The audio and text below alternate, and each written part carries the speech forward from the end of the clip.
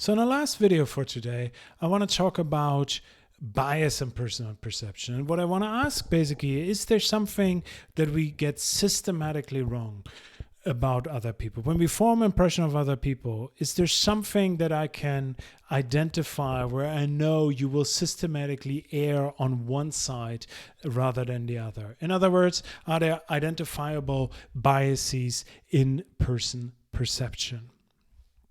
So we talked a lot about schemata in the two videos beforehand, right?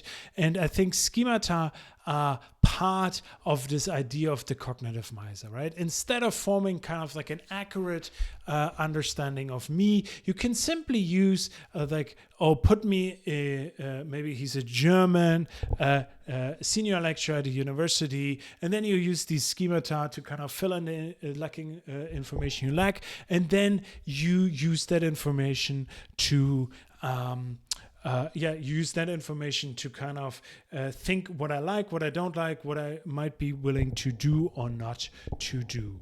And that kind of guides your behavior then towards me. Right. So, and I think the idea here of the cognitive miser is that we use these schemata because we can't form accurate impressions of every person. We can't engage in a kind of data-driven, bottom-up analysis of what that person actually is whenever we meet another person. No, we have to use kind of quick information that we have already stored in order to help us guide that behavior. Okay, and that's very much the idea of the cognitive miser, and we handle often the overload, the information overload and person perception by using schemata. And obviously these schemata are often incorrect. They overgeneralize about so many people, and as we've seen in the video beforehand about kind of the stereotypes that we have about certain groups, they're often very, very misleading and hurtful and damaging.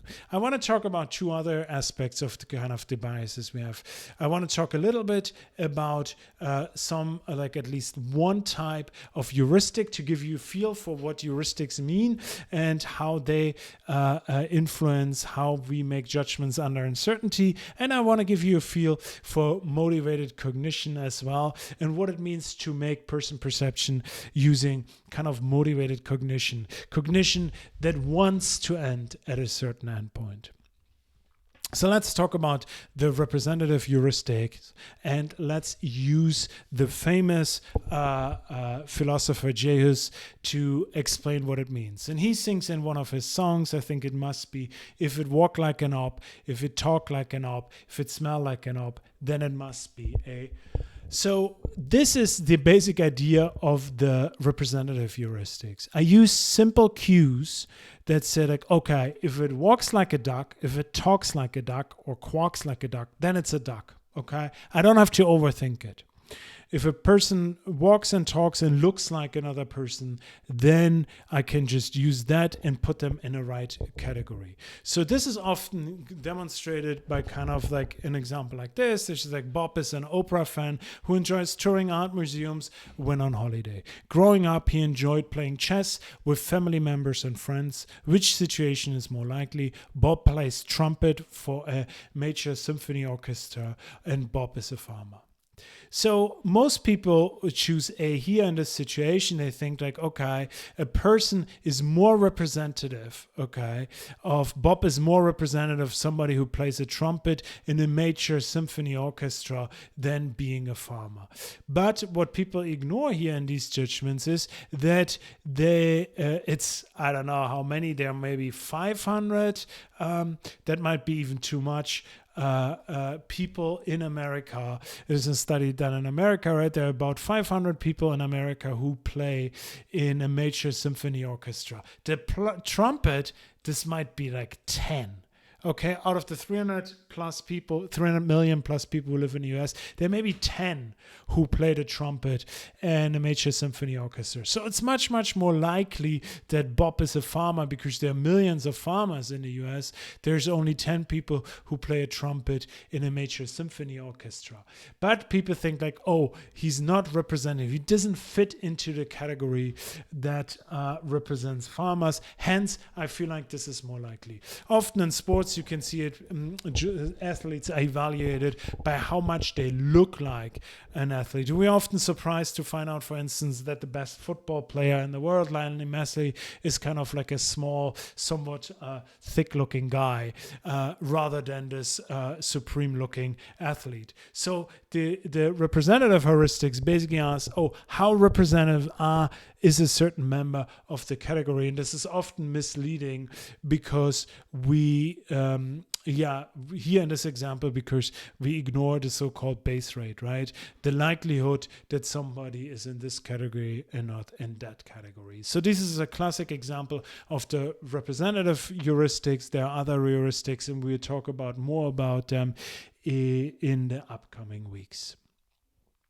Here's an example of kind of more motivated cognition. And this is something where it's like, okay, if I would ask you to judge who is more likely to have killed two people, shot two people to death, is it person A or person B? You are obviously aware of that I'm tricking you, and you probably say person A.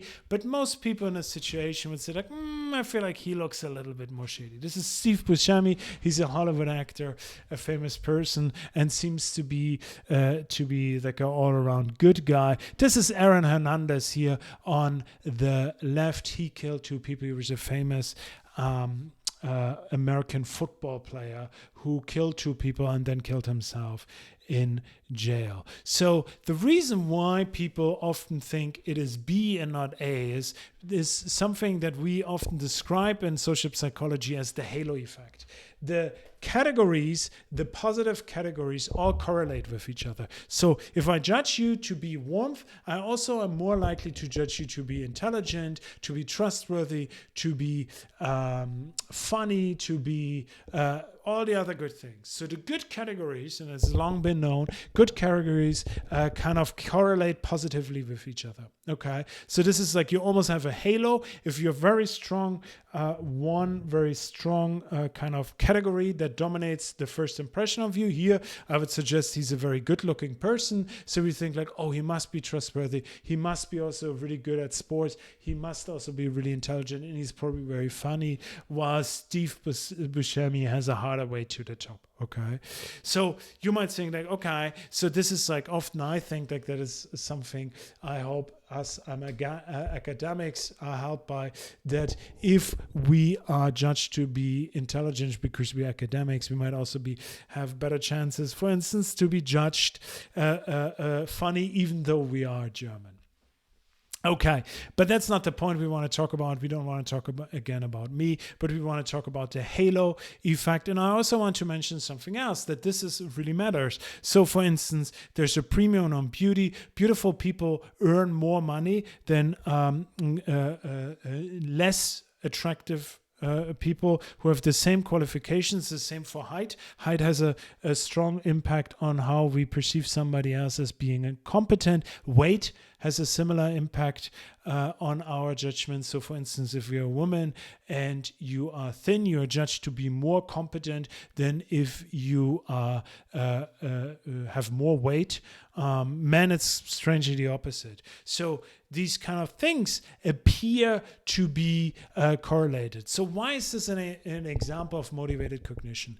I think one of the motivations is that we want to live in a just world. We want to live, and we come back to that again in the next sessions, but we want to believe that this is a just world. And people who look good should also be good. People who basically are treated well by nature should also be kind of like the good people, and the bad people should be the ugly people. Right? So this is there's this motivation to believe that a good-looking person is also a good person, whereas the not so good-looking person is not a good person. And that kind of reinforces our belief in a just world, that we all get what we deserve.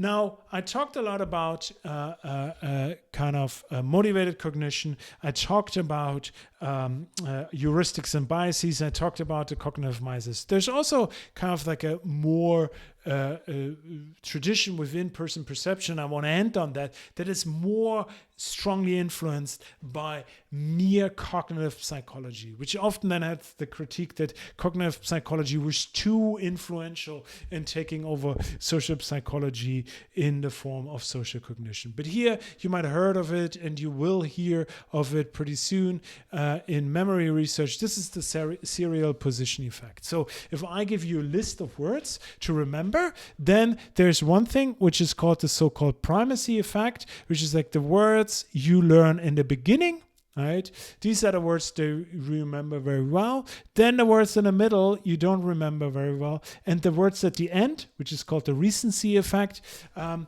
you remember them well as well. So in cognitive psychology, this is often taken as an indicator for, or as empirical evidence for the existence of short-term and long-term memory, right?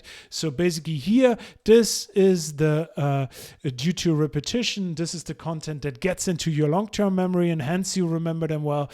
And this is the content that it's still in your short-term memory when you're quizzed. So you can basically use the serial positioning effect to explain short-term and long-term memory. But this effect works also for people. So whatever my first impression was has a larger weight in forming impressions of you and my last one. So if I meet you the first time, I form some impressions, they're important and they have more weight in judging you than the subsequent impressions I form of you due to your behavior. So there's something lingering about your first impression, but they're often then overruled or dominated by the recency effect. What the last time I saw you or the moment I see you, how are you behaving? So these two have the biggest impact, and sometimes kind of